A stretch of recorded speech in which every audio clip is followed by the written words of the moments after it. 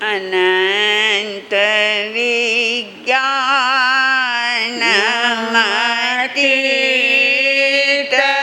દોષમ અવાદ્ય સિદ્ધાંત મમાર્ત્ય પૂજ્યમ શ્રીવર્ધમાનં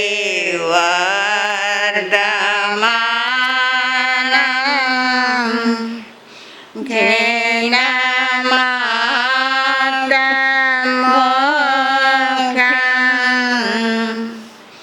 સ્વયંભુવં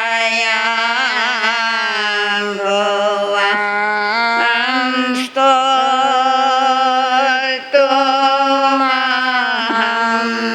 યતે.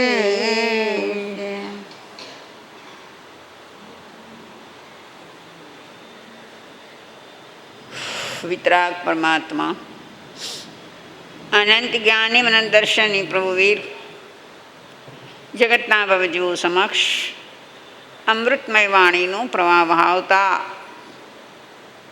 ભવ્યાત્માઓને મોક્ષનો માર્ગ બતાવી ગયા છે.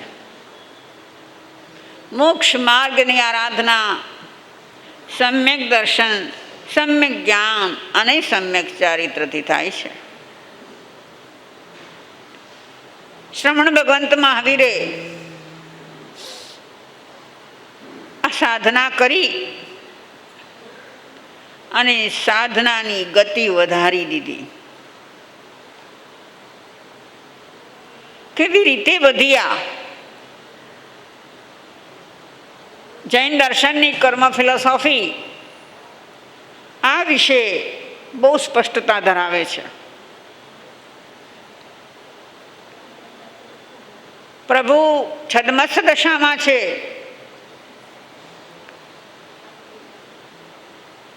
ઘનઘાતી કર્મો ક્ષય થયા નથી. મોહને કર્મનું બળ ધીમે ધીમે ઓછું થતું જાય છે. સાધનામાં થાય શું કે મોહનીયની જે પ્રબળતા હોય એ પ્રબળતા ધીરે ધીરે ધીરે ઘટતી જાય, એનું બળ ઓછું થતું જાય અને આત્મિક બળ વધતું જાય. કારણ કે મોહનીય કર્મ આખું એ કર્મ વિકૃતિ રૂપ છે. જો 8 કર્મમાં બાકી કોઈ કર્મ વિકૃતિ નથી કરતું. જ્ઞાનાવરણીય દર્શનાવરણીય જ્ઞાનને દર્શનને ઢાંકી દે, પણ ઢાંકવાથી વિકૃતિ ન થાય.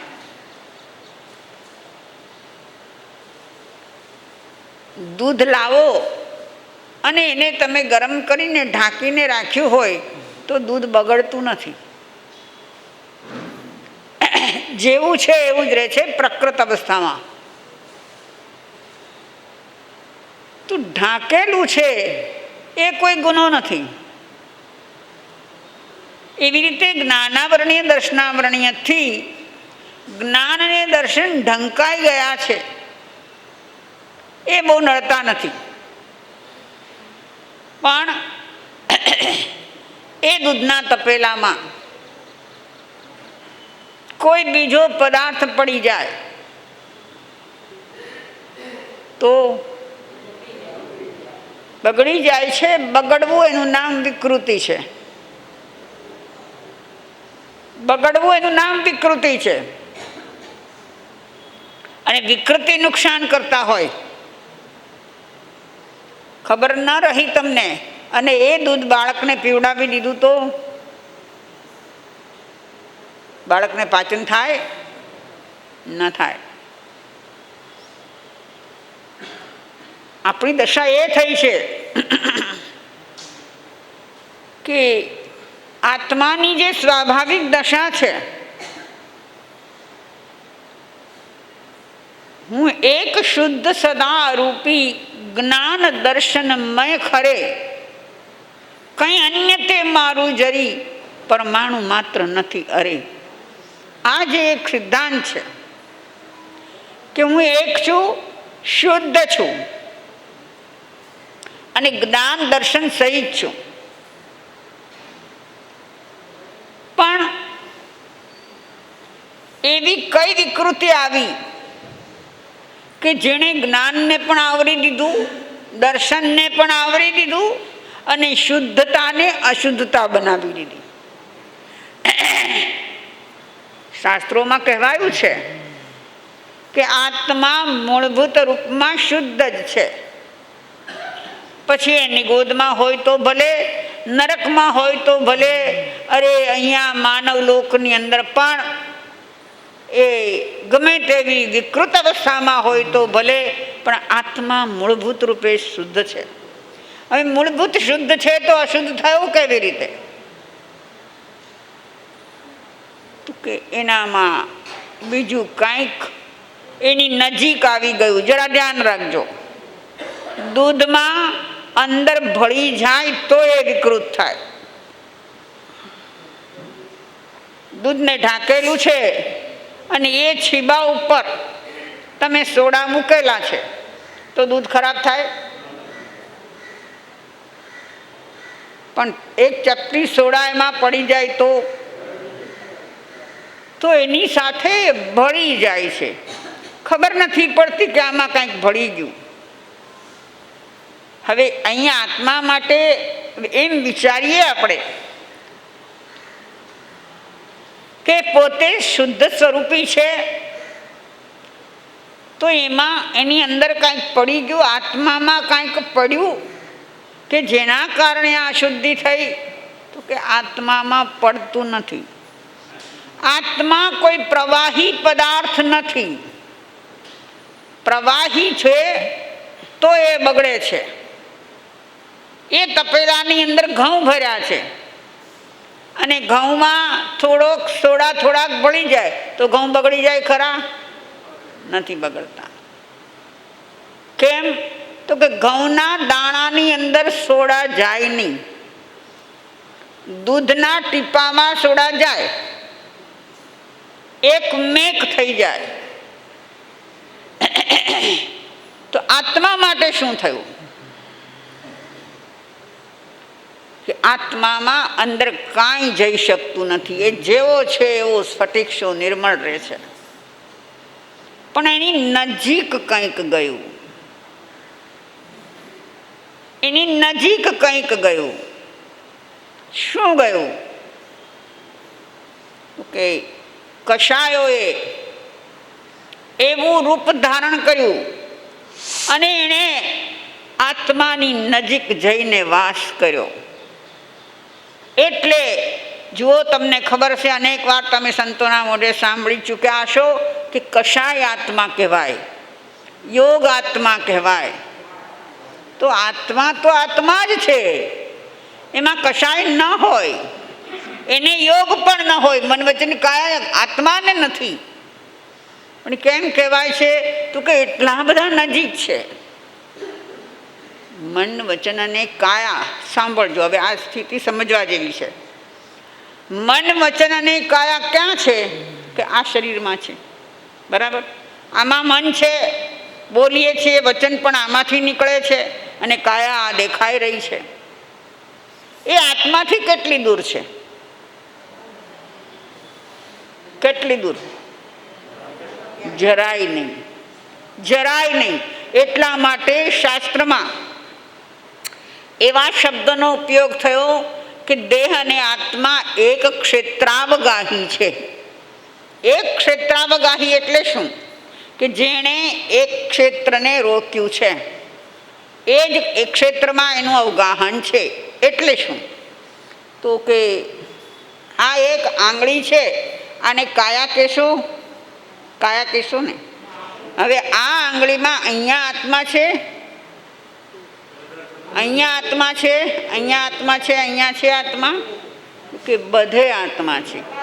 જ્યાં જ્યાં આ શરીર છે, એટલે આખા શરીરમાં, પણ સમજાવવા માટે કહું છું કે બધે જ આત્મા છે. તો આત્માને રહેવા માટે અને શરીરને રહેવા માટે જુદી જગ્યા મળી છે? જુદી જગ્યા એને મળી નથી.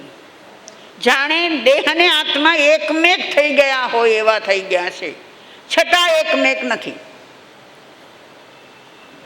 જુઓ, સમજો આ વાતને. કેમ સમજશું? તો કે આ આંગળીમાં એક સોય વાગી તો ખબર પડશે. શું થશે?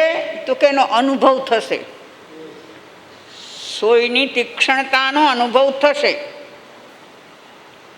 એમાંથી લોહી નીકળશે. લોહી આત્મામાંથી નીકળ્યું કે શરીરમાંથી? આત્મામાં લોહી છે? નથી.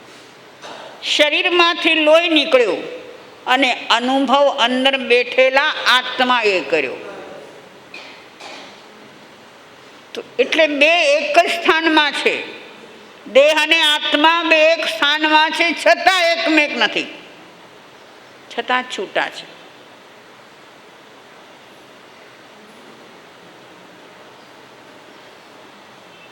દેહાકારે દેખાવા છતાં એ દેહમય દેહ રૂપે થઈ જતો નથી. તો એટલી નજીક બંને રહે છે. એવી જ રીતે મોહ કર્મના જે ભાવો છે, મોહનીય કર્મના જે ભાવો છે, એ ભાવો પણ એની નજીક જ રહે છે. સોય વાગી, એની તીક્ષ્ણતાનો અનુભવ થયો. હા, મને વાગી ગયું, આવું થઈ જાય છે ને. મને વાગી ગયું, એ કોણ બોલાવ્યું? મોહનીએ. મોહનીએ આ બોલાવ્યું. જ્યાં મોહનીય નબળું પડી ગયું છે ત્યાં આવું બોલાતું નથી. આપણે અનેક મહાપુરુષોની વાતો સાંભળી છે કે કેટલા કેટલા ઉત્કૃષ્ટ ઉપસર્ગો આવ્યા છે અને છતાંય હું કે ચું કર્યું નથી, ડગ્યા નથી. સાંભળ્યું છે ને આવું? ગસ્સુક માલને માથે સગડી મોકાણી, કેટલી બૂમો પાડી એણે. આપણે તણખો અડે તો રસોઈ કરતા કરતા તણખો તો નહીં પણ વરાળ અડી જાય. બેનોને બહુ હોય આ અનુભવ. રોટલી ઉથલાવતા કરતા એમાંથી નીકળેલી વરાળ લાગી જાય ને તો દાજી જવાય છે, નિશાન પડી જાય છે, ડાઘ પડી જાય છે, કોઈ બાપલિયા થઈ જાય છે. ખાલી અગ્નિ તો દૂર છે, એના કારણે નીકળેલી જે વરાળ છે એ અડે છે. તો બળતરા થઈ, દુખાવો થયો, બૂમ નીકળી ગઈ. આ બધું કોણે કર્યું? મોહનીએ કર્યું. આ દેહમાં એનું જે મમત્વ છે, દેહ તે હું છું, આ મારો દેહ એવું જે છે, એને આ દેહની અંદર વેદના થાય તો આવું બધું થાય છે. ગત્સુ કુમારને વેદના નહીં થઈ હોય? થઈ હશે ને, પણ બોલ્યા નથી. કેમ? તો કે મોહનીય અને આત્મા બે ધીરે ધીરે ધીરે દૂર થવા માંડ્યા છે. સગડી પડી હોય, સગડીથી 1 ફૂટ દૂર હાથ રાખો તો ગરમાવો લાગે પણ દજાય નહીં. બરાબર છે? ગરમીનો સ્વભાવ દજાડવાનો છે, કોલસાનો સ્વભાવ, અગ્નિનો સ્વભાવ દજાડવાનો છે, પણ આપણે દાજતા નથી, એનાથી દૂર થઈ ગયા. અને બીજી વાત કરું, રાજા જનકની વાત સાંભળી હશે. એક યુવાન એક સંત પાસે ગયો, ભગવાન મને આત્મદર્શન કરવું છે, મને એની વિધિ બતાવો, સાધના બતાવો.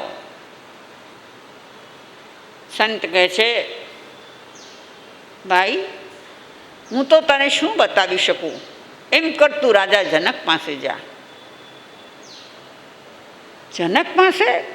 તો કે હા, મિથિલા નગરીની અંદર જે રાજ કરી રહ્યો છે એવો રાજા જનક, એની પાસે જા ત્યાંથી તને મળશે.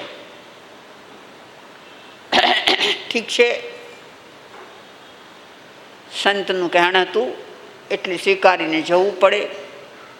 પેલો ભાઈ મિથિલા ગયો, મહેલ સુધી પહોંચ્યો. બહાર ઉભેલા ચોકીદારોને પૂછ્યું, મારે મહારાજાને મળવું છે, મને ક્યાં મળશે? કે મહારાજા તો રાણીના શયન ગ્રહમાં છે. હે, અત્યારે દિવસે રાણીના શયન ગ્રહમાં? ત્યાં ને ત્યાં એ બિચારો તો અડધો થઈ ગયો કે આ સંતે મને અહીંયા મોકલ્યો, રાજા જનક પાસે મોકલ્યો, એ અત્યારે દિવસે રાણીના શયન ગ્રહમાં છે.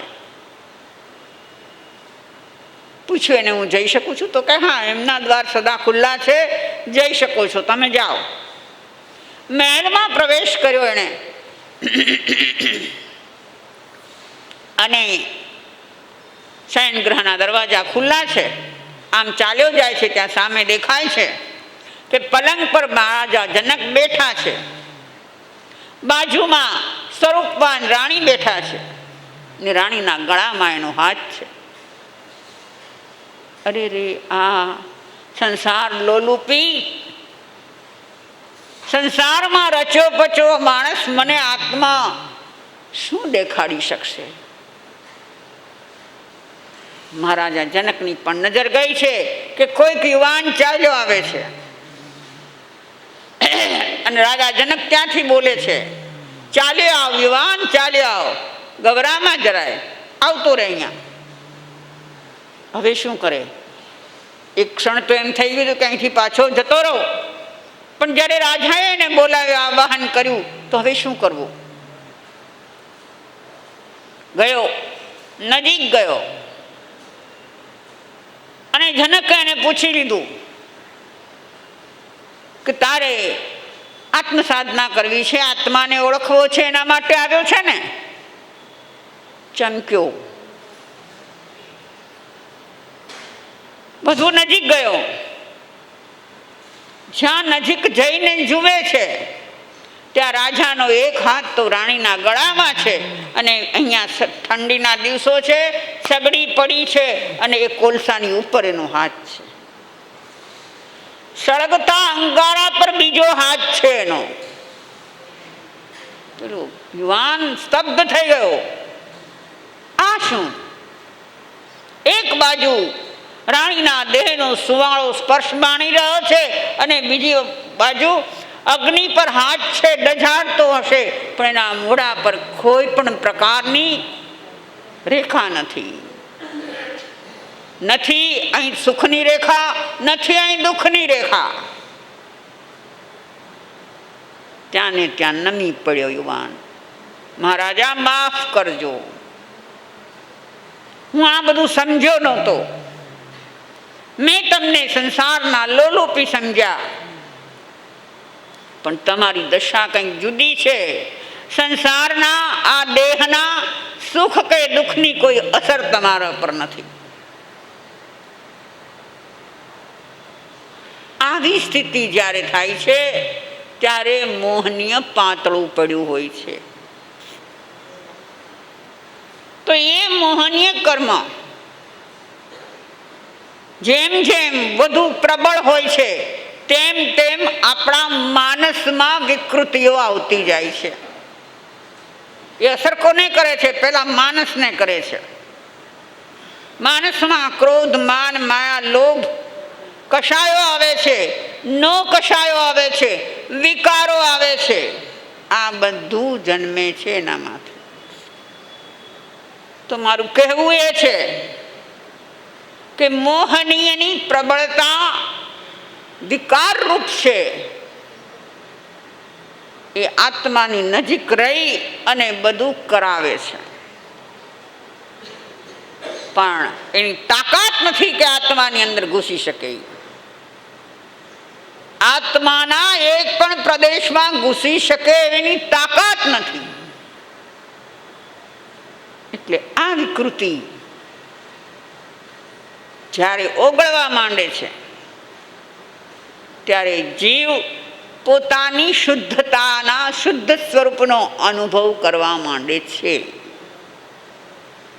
આપણી વાત એ હતી કે જ્ઞાનાવરણીય દર્શનાવરણીય તો ઢાંકણ રૂપ છે, ખાલી ઢંકાયેલા છે, પણ મોહનીય છે એ વિકૃતિની ઢાલ કરી દે છે, વિકૃતિનું કવચ કરી દે છે. કવચ પહેરેલું હોય ને સૈનિકે, એને હથિયારો અસર ન કરે, બરાબર છે. આપણી દશા એ છે કે આપણા આત્માની આજુબાજુ મોહનીય એવું કવચ રચ્યું છે કે સંતો ગમે તેટલું કે ને, શાસ્ત્રો ગમે તેટલું કે ને, પણ આપણે ભાઈ એવા ને એવા, આપણા પર અસર નહીં, કવચ પહેરીને બેસી ગયા છીએ. વિચાર કરો કે સૈન્યની અંદર જે સૈનિક હોય એ રોજ જે 24 કલાક કવચ પહેરીને ફરે? ક્યારે કવચ પહેરે? લડાઈ થાય ત્યારે સામેના શસ્ત્રોથી બચવા માટે એણે કવચ ધારણ કર્યું હોય. અરે પહેલાં જ્યારે યુદ્ધ થતા અને એના નિયમો હતા તો સવારે યુદ્ધ શરૂ થયું હોય, સાંજે સૂર્યાસ્ત થાય એટલે બંધ થઈ જાય. પછી એકબીજાની છાવણીમાં પણ જાય, શત્રુ સૈન્યની છાવણીમાં પણ જાય, પણ ત્યારે કવચ પહેરીને ન જાય, કારણ કે ત્યાં એને ભય નથી, ત્યાં એને કોઈ અડી નહીં શકે, કાંઈ નહીં કરી શકે. પણ આપણી દશા કેટલી માઠી છે! મોહનીયનું કવચ 24 કલાક પહેરીને ફરીએ છીએ. કષાય અને વિષયની જે વિકૃતિ છે એ સ્વપ્નમાં પણ આપણને આવે છે.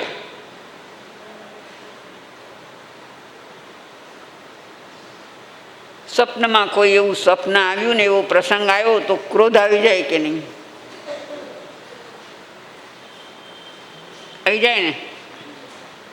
ત્યાં ક્રોધની શું જરૂર છે ભાઈ? તને તું જાગતું હો ત્યારે કદાચ તે માન્યું હશે કે ક્રોધ કરું તો જ કામ થાય, એવું માનીએ છીએ ને આપણે. આપણા અંડરમાં જે છે એને જો જરા જોરથી ન કહીએ, શું કહો છો બહેનો? આગલી સીટવાળાને પૂછું છું, શું કહો છો તમે? મારી વાત સાચી છે કે એને જરા જોરથી ન કહીએ તો કોઈ સાંભળે નહીં? પણ મારે એ પૂછવું છે કે જોરથી કીધા પછી કેટલા સાંભળે છે? હે, નથી સાંભળતા ને? તો શું કામ જોરથી કહો છો? હા હા, આપણે ક્રોધને સારો માનવાની વૃત્તિ છે આપણી, ચાલે જ નહીં ક્રોધ વગર એવું માનીએ છીએ. ખેર, જે હોય તે. મારું કહેવાનું એ છે કે ભગવાન મહાવીર છદ્મસ્તાવસ્થામાં હતા, 8 કર્મ હજી મોજૂદ છે, અને એ કર્મની મોજૂદગીમાં એમને આવા ઉપસર્ગો આવ્યા છે. છતાં મોહનીને એટલું બધું પાતળું પાડી નાખ્યું છે કે એનું જોર ચાલતું નથી.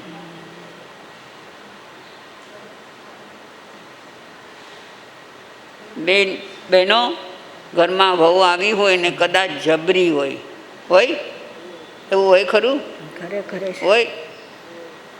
થોડો વખત એનું જોર જતાવે, પણ પછી તમે એલર્ટ થઈ ગયા.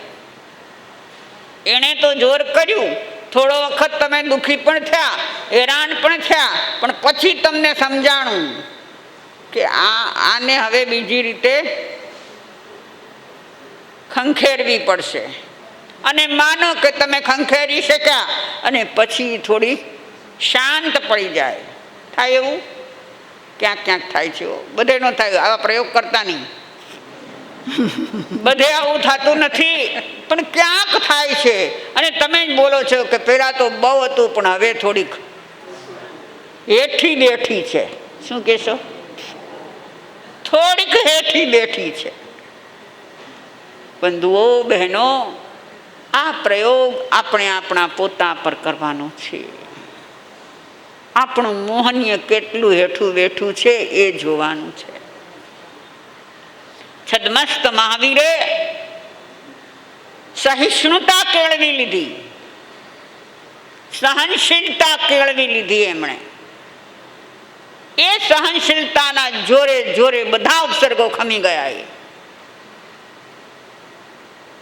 કોણ ખમાડે આપણને? સહનશીલતા હોય તો ને. આપણામાં પણ સહનશીલતા હોય તો ઘણું બધું ખમી શકીએ આપણે. મહાવીરે સહિષ્ણુતા કેળવી લીધી હતી. એ યાદ રાખો તમે. ભગવાન મહાવીરને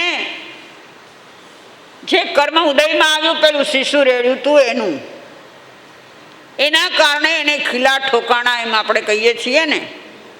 આપણે ગણિત કેવું માંડીએ છીએ કે એ 18મા ભવની અંદર રાજા હતો અને પેલાને શિશુ રેડ્યું. એ કર્મ એવું ભયંકર બંધાયું કે આટલા ભવોભવની તપશ્ચર્યા પછી, ભવોભવની સાધના પછી પણ એ કર્મ ખપ્યું નહીં. ઘણા કર્મો ખપી ગયા, પણ આ કર્મ નહોતું ખપ્યું. પરિણામ એ આવ્યું કે અંતિમ ભવમાં આ પાછું ઉદયમાં આવ્યું. પેલો ભરવાડ કાનમાં ખીલા ટૂંકવા આવ્યો. હવે ત્યારની પરિસ્થિતિ શું હતી? શિશુ રેડ્યું ત્યારની પરિસ્થિતિ, આ બેયનું કમ્પેરિઝન કરો કે એમણે પેલાના કાનમાં શિશુ રેડ્યું ત્યારે એમની માનસિક દશા, મનોભાવના શું હતી, અને અહીંયા જ્યારે એ મહાવીર થઈને ઊભા છે, ધ્યાનમાં છે, ત્યારે એમની મનોદશા, અંતરદશા શું હતી? ફરક હતો, બહુ મોટો ફરક હતો, બહુ મોટો ફરક હતો. શિશુ રેડ્યું છે જ્યારે, ત્યારે અહંકારથી અને ક્રોધથી ઘેરાઈ ગયેલા હતા, આવેશ હતો. અને ધીરે ધીરે ધીરે જે સાધનાની રાહે ચાલ્યા, એ આવેગ, એ આવેશ, એ કશાય, એ બધું શાંત શાંત શાંત થવા માંડ્યું. પરિણામ એ આવ્યું કે ભલે એવું ભયંકર કર્મ ઉદયમાં આવ્યું, પણ એ કર્મ એમને ક્ષણિક પણ ચલિત ન કર્યા. સમજાય છે? એટલે એવું લાગે આપણને કે સારું થયું કે એ આ ભવમાં આવ્યા પછી આ કર્મ ઉદયમાં આવ્યું. આ કર્મ ઉદયમાં આવ્યું, એના પરિણામે એમણે નવું કર્મ બાંધ્યું. મહાવીરે નવું કર્મ બાંધ્યું ખરું, અને એની પહેલા ઉદયમાં આવ્યું હોત તો, પહેલા આવ્યું હોત તો કદાચ બીજા વેર કર્મ બાંધી લેત. બરાબર છે? તો વાસ્તવિકતા એ છે કે જેમ જેમ આપણી પરિસ્થિતિ ઊંચી વધતી જાય છે, આત્મિક પરિસ્થિતિ, આત્મિક દશા ઊંચી આવતી જાય છે, એમ એમ આ બધા બાહ્ય સંયોગો અસર કરતા નથી. આજે આપણે સૌ આપણા પોતાની તરફ દ્રષ્ટિ કરીએ તો નાનું એવું પણ પ્રતિકૂળ કારણ કાંઈક ઊભું થયું તો તરત જ અંદરમાં થઈ જાય છે કાંઈ. તમે વિચારજો જરા કે આપણું મન કેટલું બધું ચંચળ છે. જરાક જરાક કાંઈક થાય છે તો મનમાં કેટલા વિચારો ઉભરાવા માંડે છે. તમે ઘડિયાળ પહેરીને આવ્યા છો, સામાયિક લો છો, ઘડિયાળ બાજુમાં મૂકી દો છો, અને પછી સામાયિક પાડીને ઘડિયાળ બાંધવી છે ને જરા તમે લેવા જાઓ છો અને ઘડિયાળ નથી મળતી, તો એટલી ઘરમાં કેટલા વિચારો આવી જાય, કેટલા વિચારો આવે. ક્યારેક માર્ક કરજો, આપણી માનસિક સ્થિતિ કેવી છે એને માર્ક કરજો. અહીં જ બેઠા છો, ક્યાંય આગા પાછા તમે ગયા નથી, કોઈ અહીંયા આવ્યું નથી, છતાં મનમાં કેટલા વિચારો. કોણે લીધી હશે? અરે કોઈ આવ્યું નથી ભાઈ, તે અહીંયાને બદલે અહીંયા મૂકી દીધી હશે, તારા હાથે જ અહીંયા મુકાવાને બદલે અહીંયા મુકાઈ ગઈ હશે. અને તું અહીંયા ખંખોળ્યા કરે છે. છતાં માનસિક ચંચળતા કેવી જબરી છે, કેટલા વિકલ્પો ઊભા થઈ જાય છે. મારે તમને એ પૂછવું છે કે જેટલા વિકલ્પો કરો છો એ એક એક વિકલ્પ કર્મબંધનનું કારણ છે?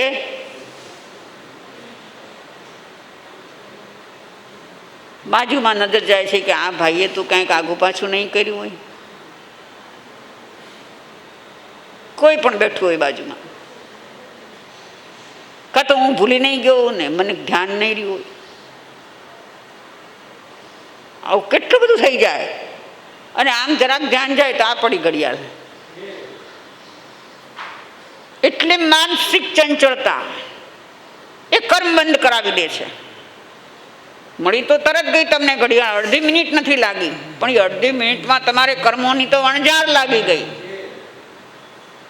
આવી દશા જ્યારે થાય, આવું કંઈક થાય ને અંદરમાં જ્યારે વિકલ્પનો વંટોળ જાગે ત્યારે જીવ જાગૃત થઈ જાય.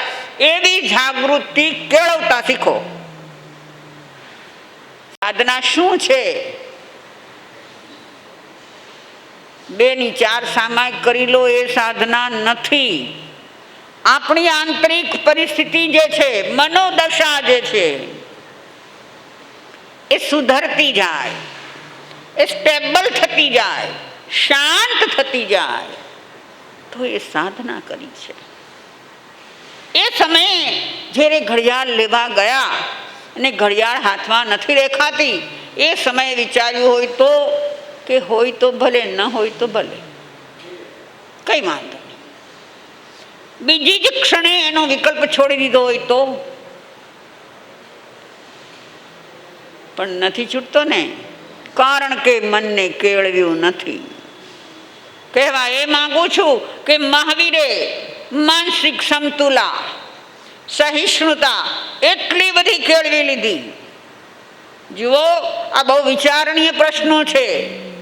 જ્યારે આ ઉપસર્ગો આવ્યા છે ત્યારે પ્રભુ છદ્મસ્ત છે, 8 કર્મ છે, ઉદયમાં છે કર્મો, અને છતાં એમને અસર નથી થઈ. શું કારણ? જોકે એવું અનેક મહાપુરુષોની વાત છે, પણ આપણે મહાવીરની વાત કરીએ છીએ. શું કારણ? તો કે અંદરથી આત્મબળ એટલું વધારી દીધું છે એમણે કે અસર નથી થતી. આવો આપણો મહાવીર, જે આગલા ભવોની અંદર બધી રીતે પૂરો હતો, બધું કરતો હતો, અને અત્યારે શું થયું? તો કે જ્યારે સન્માર્ગે ચડ્યો કે એ માર્ગથી પછી પાછું વળીને જોયું નથી, એ માર્ગ ચૂક્યો નથી, એ માર્ગે જ આગળ ડગલા ભર્યા છે એણે. આપણે એમના સ્વપ્નની 1-2 વાત કરવાની છે, નહીં? હા, તો 7મું સ્વપ્ન: હું તરંગોથી ઉછળતા મહાસમુદ્રને મારા હાથે તરીને પાર કરી ગયો છું. આ સ્વપ્ન આવ્યું છે. પૂનમની રાત હોય અને સમુદ્રમાં ભરતી હોય, એના મોજા ઉછળતા જોયા છે. અમે નાના હતા ને ત્યારે મરીન ડ્રાઈવને ચોપાટીને દરિયે જતા ને પૂનમને દિવસે મોજા ઉછળતા જોવા માટે, અને પાળ પાસે ઊભા રહીએ ને એટલે મોજા ઉછળીને પાણી બહાર આવે, એ આપણી ઉપર છંટાય, એ આપણને મજા પડે. કેવા મોજા ઉછળે! એવા ઉછળતા મોજા, અને એમાં સમુદ્રને હાથેથી તરીને પાર કરવો કોઈ મરજીવાનું કામ છે? પ્રભુને સ્વપ્નમાં આ દેખાયું, સાગરને હાથેથી પાર કરી રહ્યા છો. અને એ સપનાર્થી, સ્વપ્ન જ્ઞાની એવા જ્યોતિષે કહ્યું, પ્રભુ આપ સહેજે સહેજે સંસાર સાગરને પાર કરી દેશો. એ આપણને આવું સ્વપ્ન આવે તો કેવું સારું. આપણે સમુદ્ર તરી રહ્યા છીએ એવું સ્વપ્ન આવે તો કેવું સારું. ગમે ને કે ન ગમે? કે હજી સંસારમાં રસ છે ભાઈ, ભલે ભલે હમણાં આપણે તરી નથી જવું, હમણાં હજી સંસારમાં ઘણું કામ બાકી છે. તમારે તમારા ઘરમાં કોઈ વડીલો હોય મોટી ઉંમરના, અને એ કદાચ કોઈક વખત એમ કે ભાઈ હવે તો આ બીમારી છે, આ તકલીફો છે, ત્રાસી ગયા છીએ, હવે તો ભગવાન ઉપાડી લે તો ઠીક, તો આપણે શું કહીએ? ના ના, અમારે હજી તમારી ઘણી જરૂર છે. એમ કાંઈ અમે થોડા તમને જવા દેશું, જાણે કેમ આપણા હાથની વાત હોય.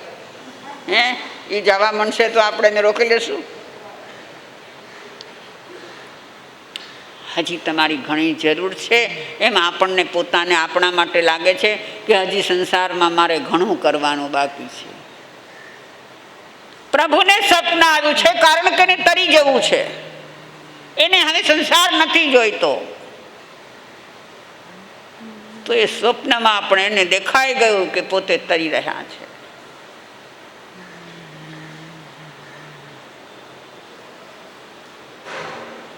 એક 8મા સ્વપ્નમાં એક જાજ્વલ્યમાન સૂર્ય જોયો.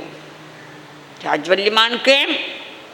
તો સૂર્ય એ ક્યારેક વાદળામાં ઢંકાયેલો હોય ને તો આ ઓછો લાગે છે, ઝાંખો લાગે છે. આવા વાતાવરણમાં સૂર્ય દેખાતો પણ નથી. પણ પ્રભુએ જાજ્વલ્યમાન સૂર્ય જોયો. જોયે છે તમે લોકોએ? તમને તો ગોદડામાંથી ઊભા થાવ તો દેખાય ને. એ અમારે જોવાનો વારો આવે. ગામડામાં જ્યારે ચૈત્ર વૈશાખની ગરમી પડતી હોય અને સવારમાં વિહાર કરીએ, એમાં કોઈક વખત દિશા પણ એવી આવે કે પૂર્વ દિશાની સામે જ ચાલવાનું હોય. અને એ ગરમીના દિવસોમાં સૂર્ય ઉગે, ઉગતા સૂરજનો તાપ ભયંકર લાગે, અને એમાં 2-3 કલાક ચાલવાનું હોય. તપી જાય, બધું તપી જાય. જાજ્વલ્યમાન સૂર્ય હોય, એટલું પ્રકાશિત, એટલું તેજ, એટલો તાપ. પ્રભુએ જોયો જાજ્વલ્યમાન સૂર્ય આખા વિશ્વને આલોકિત કરે છે. હવે એક વાત પૂછું તમને, અહીંયા દિવસ ઉગે અને એવો તેજસ્વી સૂર્ય નીકળ્યો છે તે આખા વિશ્વને પ્રકાશિત કરે. શું કહો છો બેનો, શું કહો છો? આખા વિશ્વને પ્રકાશિત કરે? હા કહો છો કે ના?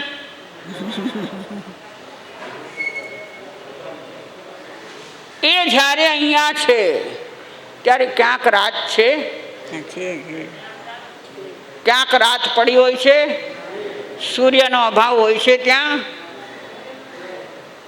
તો એક સાથે સૂર્ય ગમે તેવો દૈદીપ્યમાન છે પણ એક સાથે આખા વિશ્વને પ્રકાશિત કરી શકતો નથી. બરાબર છે? પ્રભુએ જે જોયું છે એક સાથે આખા વિશ્વને પ્રકાશિત કરી રહ્યો છે. આ સમજવા જેવું છે. આપણે ખાલી વાંચી જઈએ છીએ, સાંભળી જઈએ છીએ, પણ એનો ઊંડો ભાવાર્થ સમજતા નથી. પ્રભુનો જે પ્રકાશ, એનું જે જ્ઞાન, એમાં આખું એ વિશ્વ, આપણી ભાષામાં કહીએ તો આખો લોક અને અલોક એક સાથે દેખાય. પ્રભુના જ્ઞાનમાં એને લોક અને અલોક બધું એક સાથે દેખાય? દેખાય ને. એક સમયમાં આખા લોકાલોકને એનું જ્ઞાન જોઈ શકે છે. એમાં ગડબડ નહીં થઈ જતી હોય? તમે લોકો 5-7-10 જણા સાથે બોલો તો અમારે કેવું પડે કે ભાઈ સાથે નહીં બોલો, મને સમજણ નથી પડતી કોણ શું બોલો છો. એક જણા બોલો. પણ પ્રભુને એવું નહીં થતું હોય ને. આખાએ લોકમાં, આખાએ વિશ્વમાં કેટલા માણસો બોલતા હશે, તો બધાનું જુદું જુદું સમજી જતા હશે. કેવી તાકાત! એ જ્ઞાનની તાકાત કેટલી જબરી!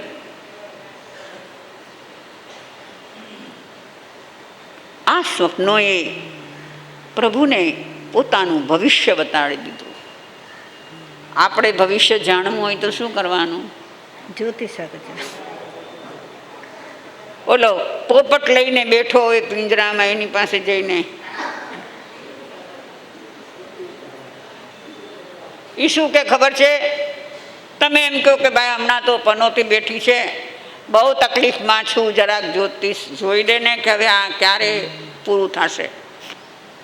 તો પેલો કે ભાઈ હજી તો તમારે થોડો સમય બાકી છે, પણ પછી તો કે પછી તું ટેવાઈ જઈશ. પછી કાંઈ થવાનું નથી, એ જ રહેવાનું છે, પણ તું ટેવાઈ જઈશ.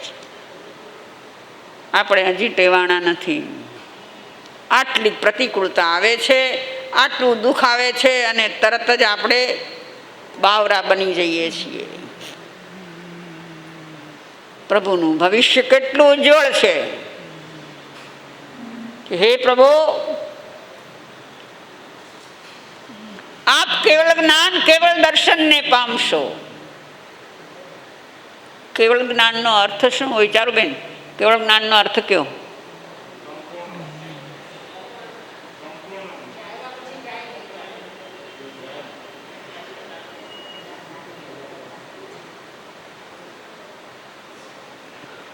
બધી વ્યાખ્યા સાચી છે તમારી, તમે જે સમજ્યા છો એ તમે કહ્યું છે બરાબર છે, પણ હજી એની એક વ્યાખ્યા છે.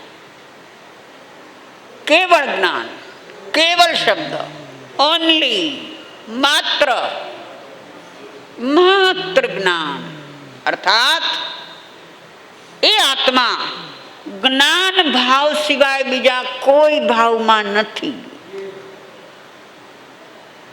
અને શેનું જ્ઞાન?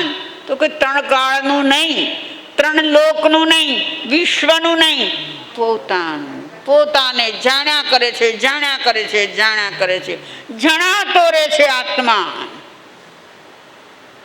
અરીસાની સામે જઈને ઉભા રહો છો તો તમારું પોતાનું પ્રતિબિંબ દેખવા માટે તમારે કાંઈ કરવું પડતું નથી.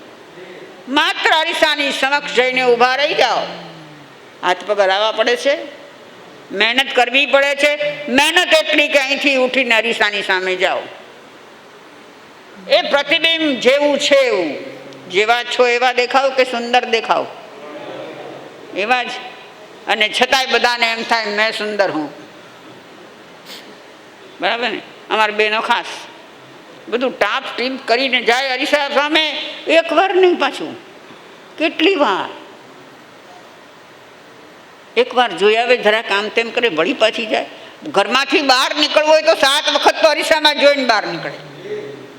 કંઈ પોઝિશનમાં પંક્ચર તો નથી ને? તો આત્મા જે કેવળ જ્ઞાન પામ્યો છે એ માત્ર ને માત્ર પોતાના સ્વ આત્માને, એની દશાને, એની પરિણતિને, એના અનુભવને માત્ર જાણ્યા કરે, જાણ્યા કરે, જાણ્યા કરે, જાણ્યા કરે. આ વિશ્વનું તો પ્રતિબિંબ પડે તો પડે, ન પડે તો કાંઈ નહીં. પ્રતિબિંબ પડે છે પણ એ જોવામાં એને રસ નથી.